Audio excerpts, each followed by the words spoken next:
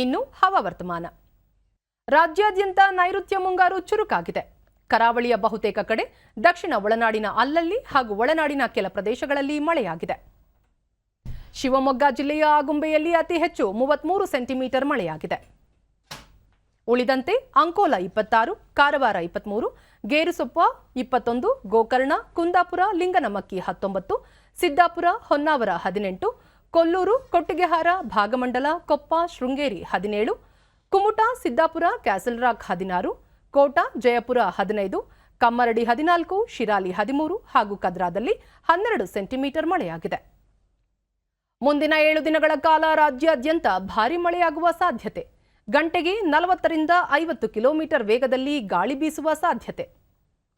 ಕರಾವಳಿ ತೀರ ಪ್ರದೇಶದಲ್ಲಿ ಪ್ರತಿ ಗಂಟೆಗೆ 35 ರಿಂದ 55 ಕಿಲೋಮೀಟರ್ ವೇಗದಲ್ಲಿ ಗಾಳಿ ಬೀಸುವ ಸಂಭವವಿದ್ದು, ಮೀನುಗಾರರು ಸಮುದ್ರಕ್ಕೆ ಇಳಿಯದಂತೆ ಎಚ್ಚರಿಕೆ ನೀಡಲಾಗಿದೆ.